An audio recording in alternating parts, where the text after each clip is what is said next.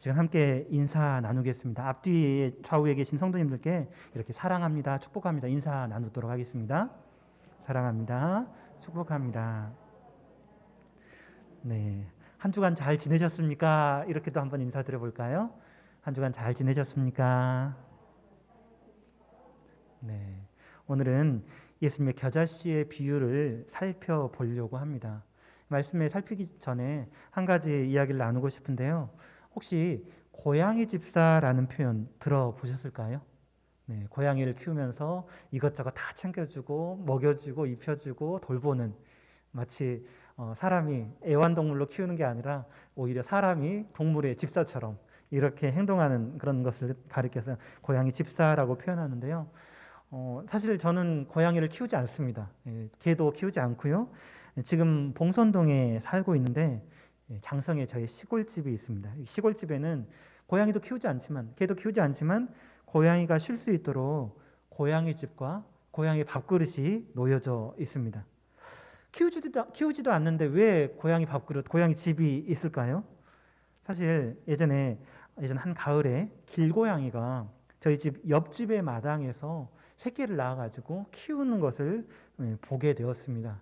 그런데 길고양이들이 있을 것도 없고 하니까 좀 불쌍하고 좀 안타까운 마음이 있어서 잠시 우리 집에 왔을 때 길고양이들이 좀 쉬라고, 또 배고플 때 먹을 수 있도록 그렇게 집이랑 밥그릇을 놔둔 겁니다. 물론 이렇게 고양이 집을 만들어 놓고 또 먹을 것을 놔두니까 고양이가 저희 집에 잘 찾아옵니다. 찾아와서 문제를 일으킵니다. 집에 화분을 깨트리기도 하고요. 만들어뒀던 눈사람 엉망으로 만들어 버리기도 했었습니다. 그래도 우리 집을 찾아와서 먹이도 먹고 또 근처에서 야옹야옹하고 뛰어다니며 화분 옆에 기어다니고 올라다니고 이런 모습을 보면 정말 예쁘더라고요. 그래서 고양이 집도 고양이 먹이도 이렇게 놓아 두었었던 기억이 납니다. 그런데 그렇게 놔둔 지 몇 개월 지나지 않았는데 이제 새끼 고양이들이 포동포동하게 살이 올랐습니다. 길고양이라 보니까 따로 먹이를 챙겨주는 것도 아닌데 저희 집에 와서 많이 먹었던 것 같아요. 그래서 포동포동해지니까 너무 귀엽더라고요. 보면서 굉장히 흐뭇해한 경험이 있습니다. 제가 이 길고양이 집 또 밥그릇을 이야기한 이유는 오늘 말씀에 하나님의 그러한 돌보심이 나타나기 때문인데요. 오늘 말씀 우리가 잘 아는 겨자씨의 비유입니다.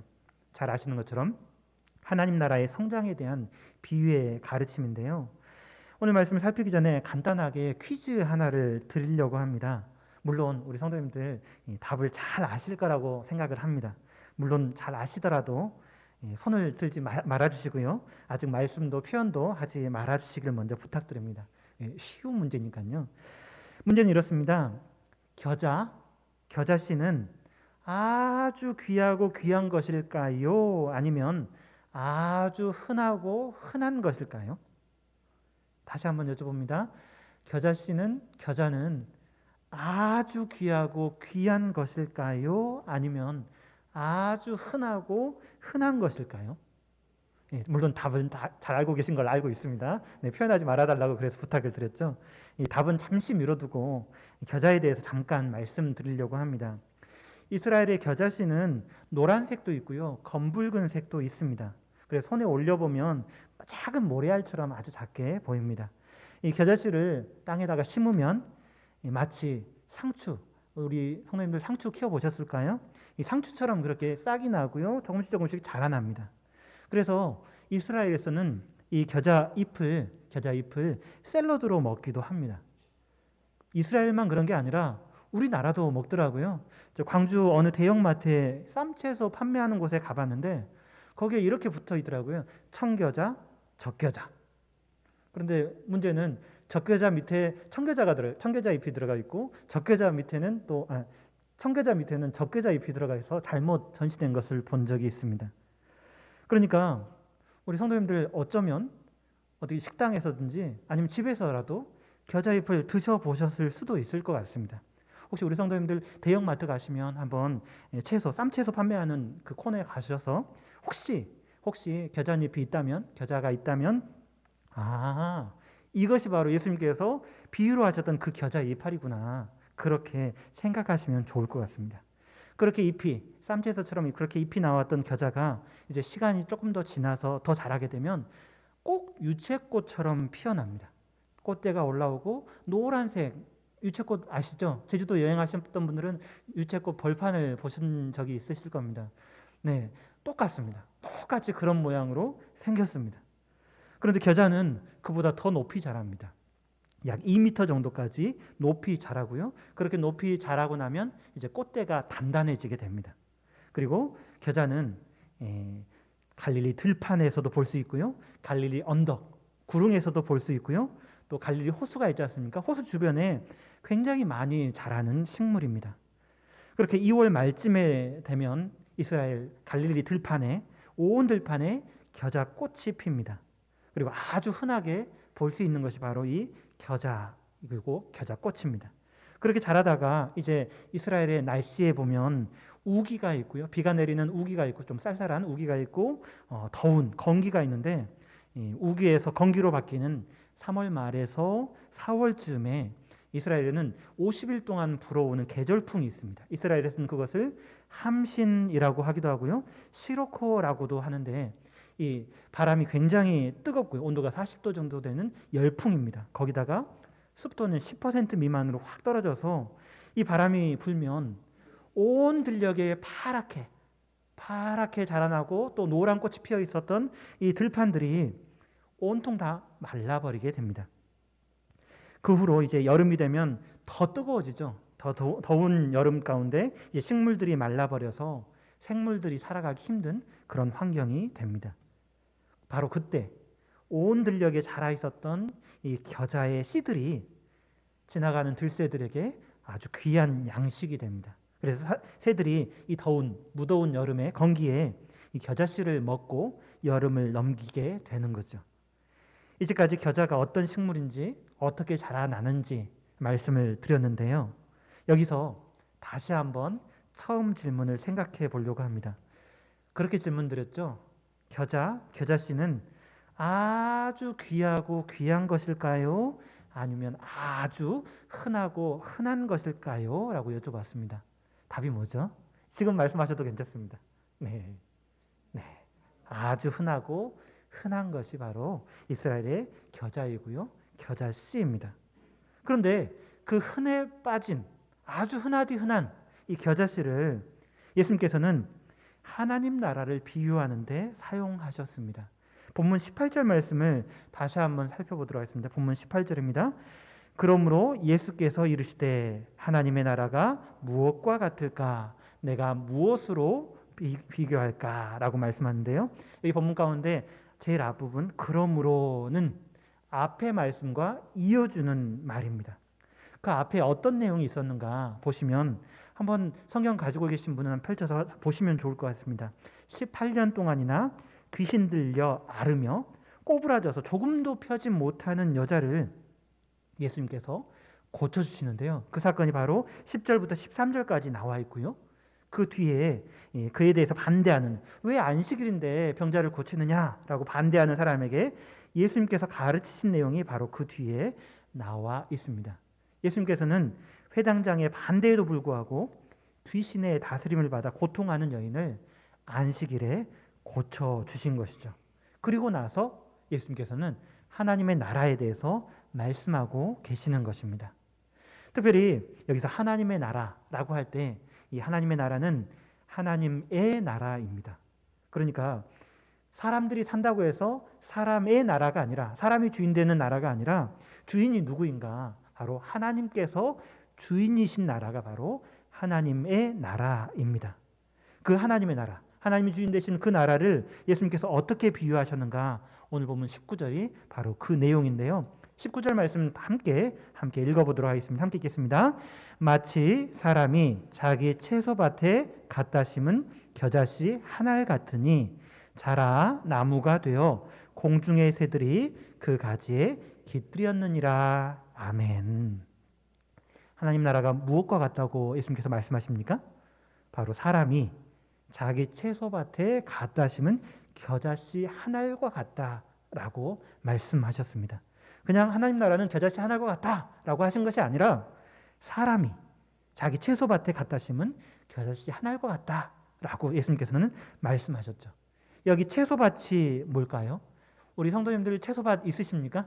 네, 요즘은 밖에 있는 텃밭뿐만 아니라 집 안에서도 조그맣게 화분으로 해가지고 채소밭을 기르기도 하더라고요. 보통 채소밭, 우리나라에서는 채소밭이라고 표현하면 그런 텃밭 이렇게 생각할 수가 있습니다. 하지만 성경에 오늘 본문의 채소밭은 다른 의미를 가지고 있습니다. 헬라어로는 정원을 가리키는 단어와 똑같은 단어를 쓰고 있습니다. 성경에 나오는 정원, 유명한 정원 아시죠? 겟세마네 동산, 겟세마네 정원, 우리 성도님들 아실 겁니다. 이 정원이라고 하면 보통 울타리가 있고요. 울타리가 있고 그 안에 어떤 걸 심나요? 아주 희귀해서 가치가 있다거나 내가 보기에 정말 좋거나 아니면 보기에는 좋지 않아도 아름다운 향기, 좋은 향기가 내는 향기를 내는 그런 식물을 가져다가 심죠. 정말 보기에 좋거나 향이 좋거나 그것을 보고 내가 즐길 만한 것을 자기 정원에다가 심습니다. 요즘은 야생화가 굉장히 희귀해졌습니다. 그래서 야생화를 이렇게 자기 정원에다가 심는 그런 분들도 있지만 최근에 야생화가 희귀해져서 그런 것이지 만약 문 밖만 나가도 있는 그런 흔하디 흔한 야생화를 자기 집 정원에다 심는 사람은 없을 것입니다.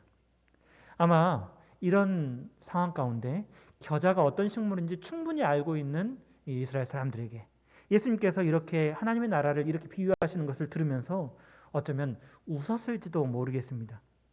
길가에 또 문 밖에 나가기만 하면 들판 아무 데서나 구할 수 있는 흔하디 흔한 이 겨자씨를 자기 정원이 아니더라도 얼마든지 자라는 아무 데서나 구할 수 있는 이 겨자를 자기 정원에 심는다라는 말을 들었을 때 정말 웃음밖에 안 나오고요. 그 사람이 굉장히 어리석게 느껴질 수도 있을 것 같습니다. 차라리 안 심고 말지. 이 아무 데서나 구할 수 있는 이 겨자를 내 정원에 심는다. 이건 상상하기조차도 힘들 것 같습니다. 그런데 예수님의 비유에는 그런 어처구니 없는 행동, 그런 어리석은 행동을 하는 사람이 등장합니다. 그리고 그 사람의 아름다운 정원에 심은 것은 바로 보잘것없고 평범하게 이를 데 없는 아주 흔하디 흔한 겨자씨 한 알이었습니다. 예수님께서 이 말씀을 왜 말씀하시나요? 바로 하나님의 나라를 설명하기 위해서 말씀하신 것이죠. 하나님께서 보잘것없고 평범하게 이를 데 없는 우리를 어떻게 생각하시는가, 얼마나 사랑하시는가를 우리에게 생각나게 해주는 말씀입니다. 우리는 가끔 우리 자신을 특별하게 생각할 때가 있습니다.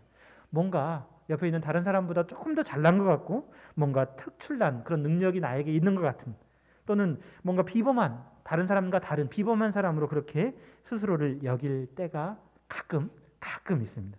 그러나 돌아보면 사실 평범하고 또 특별한 능력이 있는 것도 아닌 그런 평범한 많은 사람 중에 한 사람이 내가 아닌가 이것을 발견하게 되죠.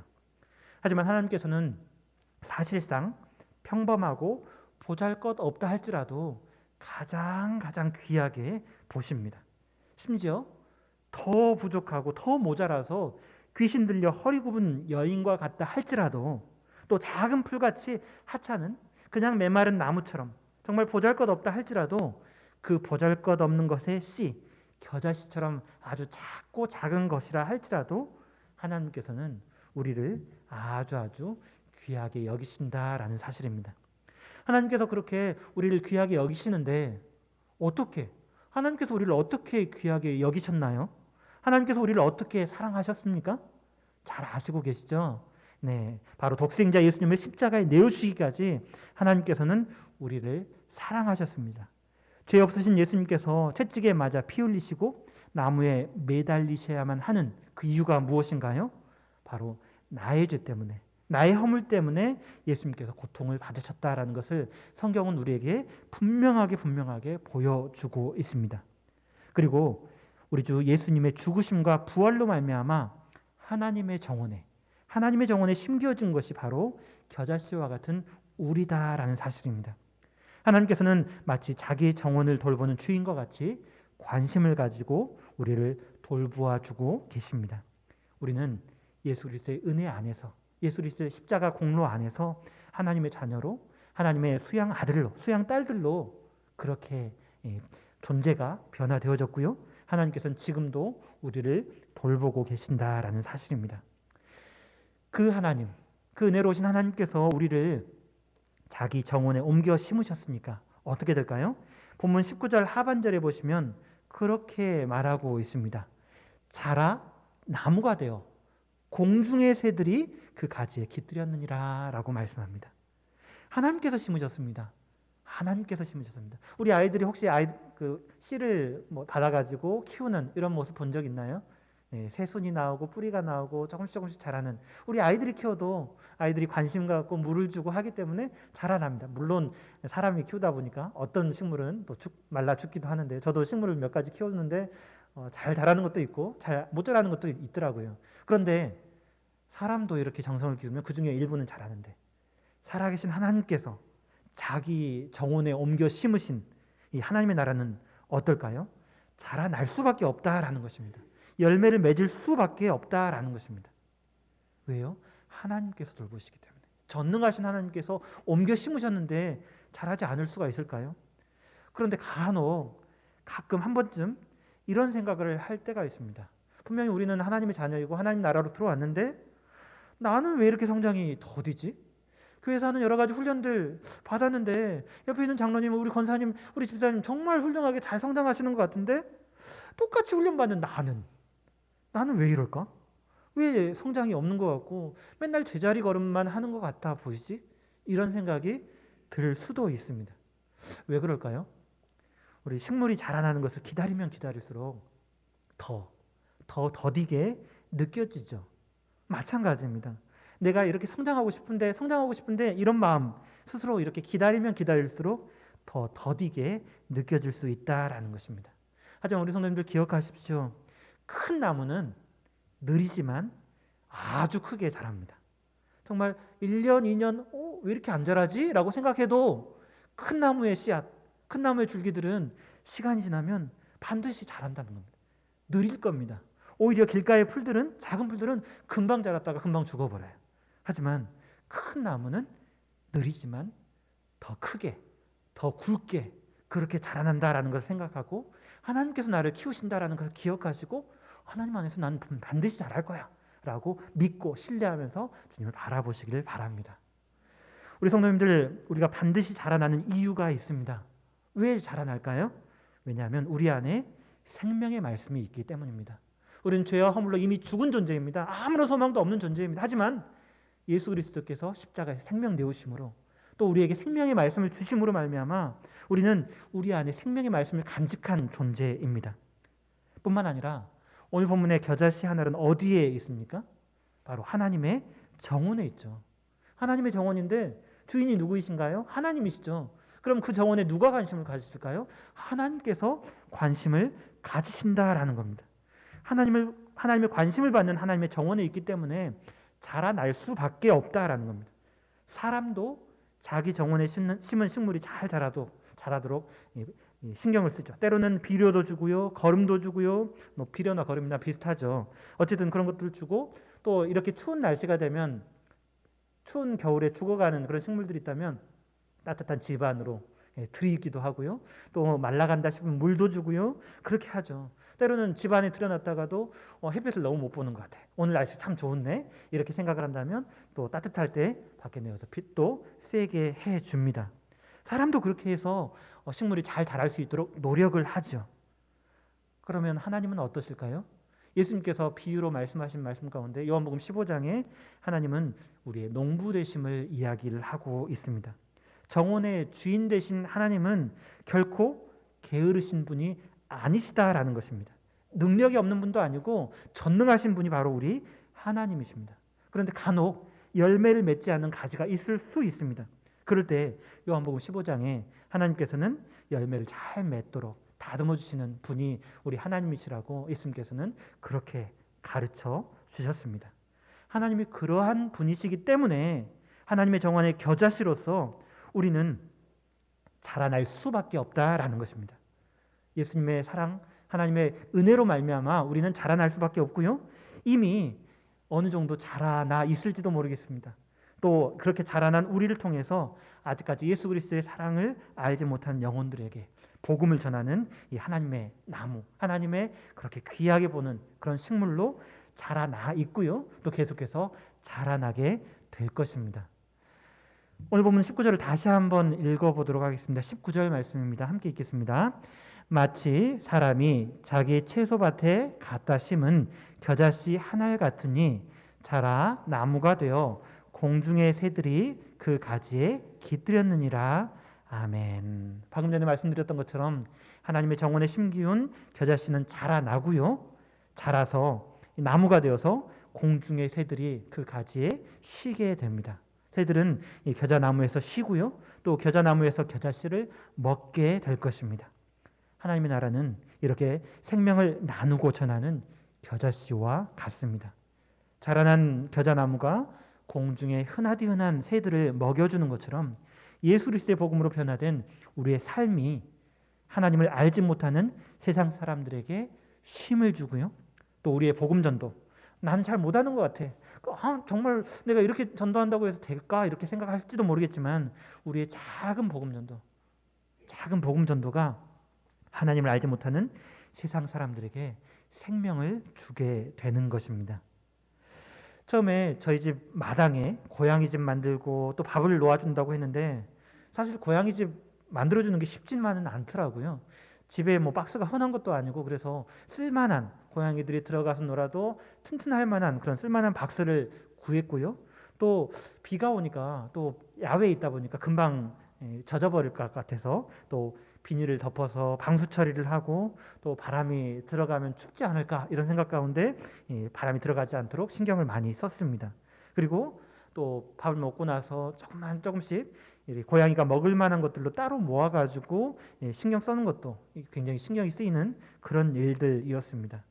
하지만 고양이가 와서 야옹야옹 거릴 때 먹고 자라는 이런 모습을 볼 때 저와 저희 아내에게는 재미가 있었습니다. 좀 즐거웠습니다. 고양이가 길고양이 잘 안 자라고 삐쩍 말라 있는 이런 모습만 보다가 이제 저희 집에 고양이 집도 만들어주고 먹을 것을 주다 보니까 물론 시골이니까 가능했습니다. 저희 집 시골이라 그래서 그 고양이가 먹고 신나게 뛰어놀고 야옹야옹 거리고 또 그 고양이 새끼들이 여러 마리였거든요. 막 뛰어다니면서 뒹굴고 하는 이런 모습을 보면서 굉장히 즐겁고 또 예쁘다 이런 생각을 하면서 보았습니다. 저는 그 고양이를 생각하면서 하나님께서는 어떠실까? 하나님의 정원의 겨자씨와 같은 우리를 돌보시는데 그렇게 즐거워하지 않으실까 하는 생각을 해보았습니다.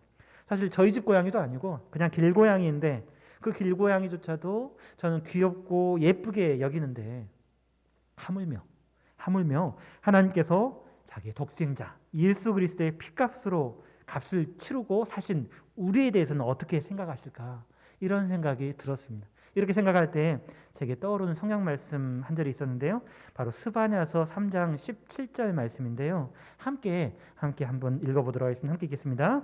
너의 하나님 여호와가 너의 가운데에 계시니 그는 구원을 베푸실 전능자시라. 그가 너로 넘겨주십시오. 그가 너로 말미암아 기쁨을 이기지 못하시며 너를 잠잠히 사랑하시며 너로 말미암아 즐거이 부르며 기뻐하시리라 하리라. 아멘. 이 말씀으로 지어진 찬양이 있죠. 우리 성도님들 아실지 모르겠습니다. 많이 아실 거라고 생각하는데요. 이런 찬양입니다. 너의 하나님 여호와가 너의 가운데 계시니 그는 구원을 베푸실 전능자시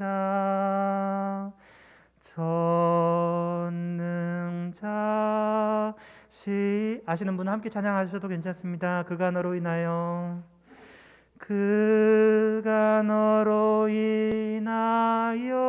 기쁨을 이기지 못하시며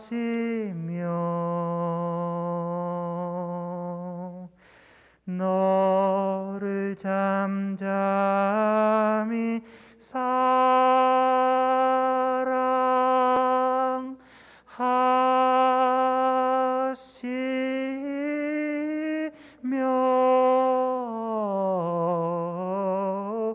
즐거이 부르며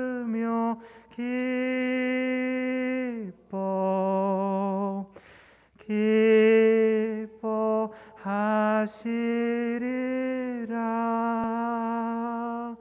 아멘. 하나님께서 이렇게 기쁨을 이기지 못할 정도로 그렇게 기뻐하신다라는 것입니다. 누구 때문에요? 겨자씨 하늘과 같은 나 때문에, 우리 때문에 그렇게 기뻐하신다라고 스바냐에서는 말씀하고 있습니다. 우리 성도님들, 여러분들은 누구십니까? 여러분들은 스스로를 어떻게 생각하십니까? 세계 인구가 점점점 늘어가지고 예전엔 70억 인구 했는데 요즘은 79억 명의 사람이라고 합니다. 혹시 79억 명 중에 사람 중에 한 사람, 그냥 흔하디 흔한 사람 중에 한 사람일 뿐이라고 생각하십니까? 우리는 그렇게 생각하지 않는다 할지라도 세상은 흔히들 그렇게 보죠. 학벌, 직업, 재산, 외모로 그렇게 판단하는 것 같습니다. 그런 기준에서 보면 물론 그렇지 않은 분들도 계시겠지만 대부분의 사람들은 그냥 평범하고 흔한 사람처럼 스스로 그렇게 느낄지도 모르겠습니다. 또 어떤 분들은 나는 평범보다 더 못한 것 같아, 그보다 더 못하다라고 생각하실 수도 있겠습니다. 마치 오늘 본문 바로 앞쪽에 귀신 들려 허리 굽은 여인처럼 나는 보통 사람보다 더 못한 사람이야, 이렇게 생각하실 수도 있겠습니다. 물론 세상에서 볼 때는 그럴지도 모르겠습니다. 마치 내세울 것 없는 평범한 겨자씨 한 알처럼, 또 다른 씨앗들보다 더 크고 좋게 보이는 다른 씨앗들보다도 더 작고 무가치하게 보이는 이 겨자씨 한 알처럼 말이죠. 하지만 그것이 전부가 아닙니다. 사실은 어쩌보면 평범한 겨자씨 한 알에 불과하지만, 사실은 작디 작은 겨자씨 한 알에 불과하지만 거기서 끝이 아닙니다. 그런 우리를 하나님께서는 특별하게 보시고 기뻐하신다라는 사실입니다. 그래서 그 평범하고 보잘것없는 작은 겨자씨 하나 같은 우리를 하나님께서는 하나님의 아름다운 정원에 가져다가 심으셨습니다. 그리고 돌보시고 자라나게 하시고 그것을 지켜보시면서 우리 하나님께서는 즐거워하신다라는 것입니다. 우리는 그렇게 하나님의 기쁨을 받는 특별한 존재입니다. 우리가 바로 하나님께서 예수 그리스도 안에서, 예수 그리스도 우리 주님의 핏값을 치르시고 하나님의 정원에 옮겨 심어 놓으신, 그래서 계속해서 돌보시고 키워가시면서 재미있어, 즐거워, 이렇게 하시는 그 존재, 교회가 바로 우리라는 사실입니다. 다시 한번 말씀드립니다. 우리는 하나님께서 그리스도 안에서, 예수 그리스도 안에서 예수 그리스도 주님의 핏값을 치르시고 세상에서 하나님의 정원으로 옮겨 심으신, 그래서 하나님께서 계속 돌보시며 키워가시면서 재미있어 하시고 즐거워하시는 그런 존재, 그런 교회라는 것입니다. 제가 예전에 어떤 어르신들을 뵌 적이 있는데 어르신이 텃밭을 키우면서 그렇게 이야기하시더라고요. 오메 재미진 거, 이것들이 잘 자라네, 오메 재미진 거라고 이야기하시는 것을 들어본 적이 있습니다. 우리 선생님도 같이 한번 해볼까요? 사투리지만 오메 재미진 거 같이 한번 해보겠습니다. 시작. 오메 재미진 거, 오메 재미진 거. 하나님께서 바로 여러분들을, 우리 성도님들을 그렇게 사랑하시고 보시면서 기뻐하시고 특별한 존재로 여기신다라는 겁니다. 오메 재미진 거라고 이야기하셨던, 자기 텃밭을 키우면서 그렇게 말씀하셨던 어르신처럼 하나님께서도 우리 성도님들 한 분 한 분을 바라보시면서, 우리 청년들 바라보시면서, 우리 학생들 바라보면서 오메 재미진 거, 비슷한 표현으로 하나님께서 그렇게 말씀하실 수 있다라는 겁니다. 말씀 정리하도록 하겠습니다. 흔하디 흔한 겨자씨를 자신이 아끼고 아끼는 자기 정원에 심은 그 사람처럼 하나님께서는 우리를 사랑하신다라는 것입니다. 그 하나님께서는 우리를 성장하게 하시고요, 또 이를 기뻐하십니다. 찬양처럼 그가 너로 인하여, 여호와 하나님께서, 창조주 하나님께서 여러분들을 인하여서 기쁨을 이기지 못하시겠대요. 너무 기뻐하신대요.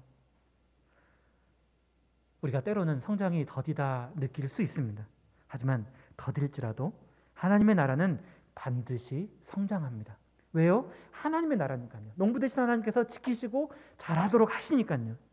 이 말씀을 기억하시고 우리 풍암 전원교회 모든 성도님들이 예수님의 은혜와 사랑 안에서 자라가며 또 젖된 아이처럼 주님의 돌보심 안에서 훈련받으며 그렇게 자라나고요. 또 우리 삶 속에서 이웃들에게 특별히 연약하고 어려운 형편에 있는 분들에게 더욱더 사랑을 나누시고 말씀을 전하는 그런 교회가 되기를 축원합니다. 우리의 사랑, 하나님께서 우리에게 주신 그 사랑을 흠뻑 누리십시오. 식물들에게 물을 주면 그 물을 받아서 땅이 촉촉해지는 것처럼 하나님의 은혜와 사랑으로 충만해지시기를 바랍니다. 그리고 그렇게 그 사랑 안에서 자라나셔서 마치 오늘 겨자씨가 자라나서 그 가지에 새들이 쉼을 얻고 생명을 나누는 것처럼 우리를 통해서 그런 은혜의 역사 일어나기를 간절히 소원합니다. 오늘도 하나님께서 그렇게 돌보시면서 오매재미진가 재미있어 하시고 즐거워 하실 것입니다. 기도하겠습니다. 사랑하는 감사합니다. 저희를 사랑하여 주신 그 은혜를 이 시간 기억합니다. 어쩌면 세상의 많은 사람 중에 한 사람처럼 보잘것없어 보일지 모르겠지만 하나님께서는 우리를 너무너무 귀하게 여기시고 기뻐하셔서 하나님의 정원, 하나님의 교회 삼으심을 기억하고 감사합니다. 하나님 그 은혜 안에서 반드시 자라날 것을 믿습니다. 하나님께서 돌보심으로 말미암아 크게 자라날 것이고 또 반드시 우리를 통해서 세상 사람들의 구원의 역사를 이루어 가실 줄 믿습니다. 하나님 오늘 하루도 또 우리의 삶 가운데 예수 그리스도의 은혜로 충만하여지게 하여 주시옵소서. 감사하며 예수님 이름으로 기도드립니다. 아멘.